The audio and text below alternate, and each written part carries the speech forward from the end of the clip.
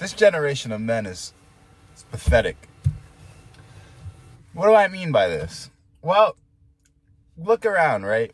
You got, and I don't mean, when I say generation, all right, I mean anywhere from the ages of 14, maybe even a little younger, like 12, 13, to like 35, 30 years old. Like, if you look around, we're all lost. It really seems like they're lost. And I would consider myself part of that group until of recently.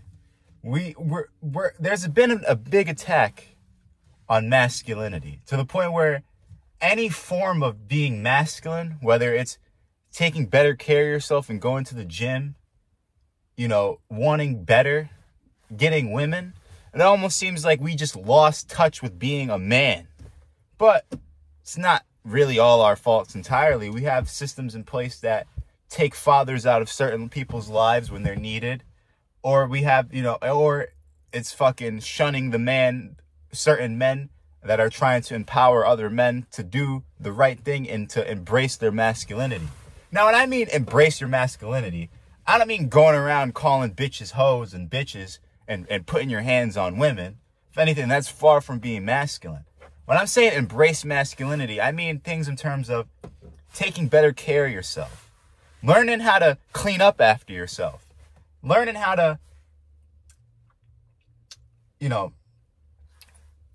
really, it's really learning how to take care of yourself and sticking to your morals and fighting for what you believe in. It seems like we lack that in society nowadays.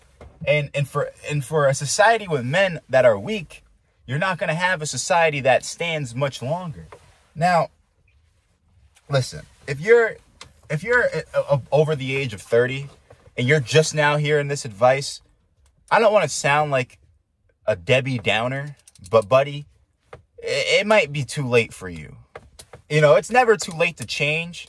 But if you're 30 and you're just now realizing you're not happy with where you are in life when you should have realized that years ago, just know that when you work hard for right now and today, your tomorrow isn't for yourself. Your tomorrow is for the sake of your offspring and your children. You're giving them a better life. If you're around my age, like between 25 and younger, you still have time to fix your fucking act today to become the better man for the sake of your future wife, your future kids, and for yourself, most importantly. Now, what do I mean by this? As a man, right? I'm gonna be 100% honest with you guys. I lost my father at a young age. Because of that, I didn't have a strong male role model in my life up until the point where I was maybe 19, 20 years old. And, I realized that growing up, there's certain things that, especially a young man growing up, needs their father for. Now, there's going to be some of you saying that you might have a father in your life and your father's a douchebag. Well, then that doesn't really count as a strong male model that your father should have been. And your father is a no good douchebag, and I feel bad for you. But back to what I was saying, not having a father figure or a strong male leader in your life, especially as a young man, is very bad, because that's a very crucial component that you need in your life, because that's going to be the person that not instills, but reinforces your moral code. And it teaches you very valuable life skills when it comes to anything about being a man, whether it's wanting to attract more female attention, or taking better care of yourself, or fighting for what you believe in. Like I said, having a certain amount of, having that moral code where you strongly fight or strongly agree with what you believe in, and you're not going to let nobody else tell you differently. Now, today, it's just like we're so out of touch with it, and it's crazy. It's very, very, very, very crazy. And now we got guys, young men, older men, literally incels.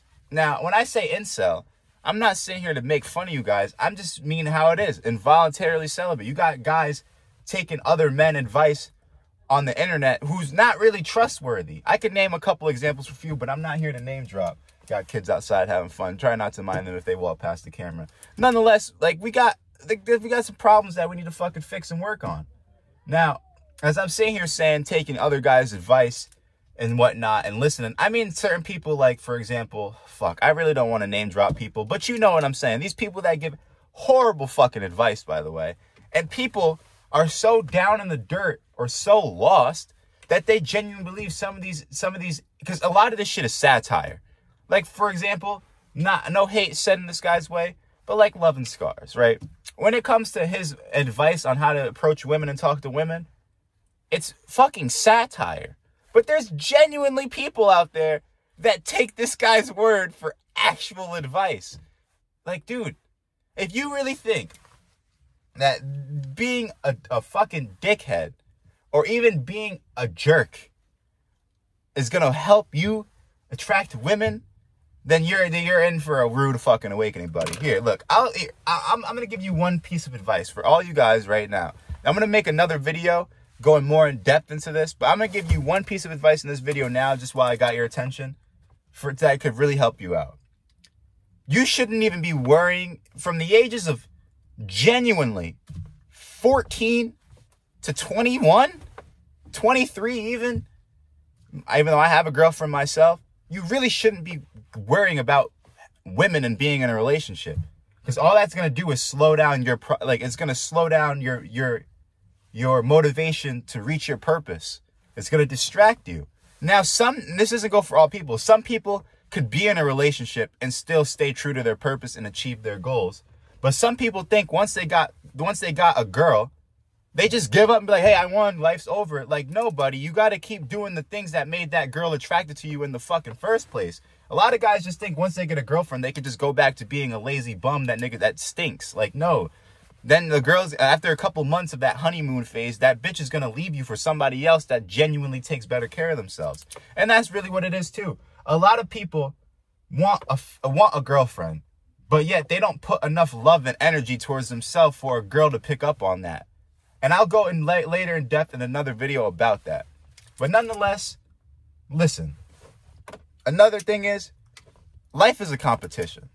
I know you've heard this from other people before, and you probably don't want to hear it from me, but I didn't live like this before until recently. I realized that life really is a big competition, because life is a video game. The best video game, and I learned this from my uncle. I'm glad that I was able to learn this at somewhat of a young age. Maybe if I would have heard it when I was 14, I probably would have made better decisions in my life.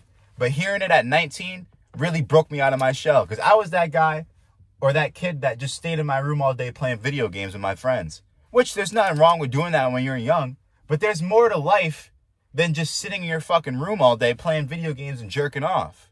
Like, life is a video game. You got to upgrade your character. You got to go out there and meet new people. You got to go out there and start new adventures, business adventures, travel, see the world, get out there, live life.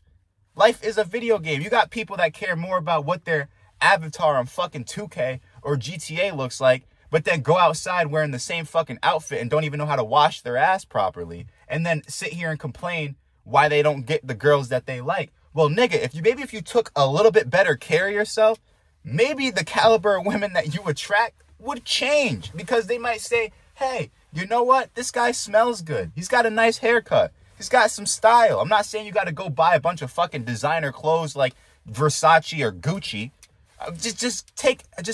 And revamp your style, take better care of yourself, and show, when you go out in the world, show the world that you love yourself, and then somebody is going to reciprocate that energy you put into yourself back to you, because they're going to be like, hey, you know what? This person really cares about themselves. I want to be around that person.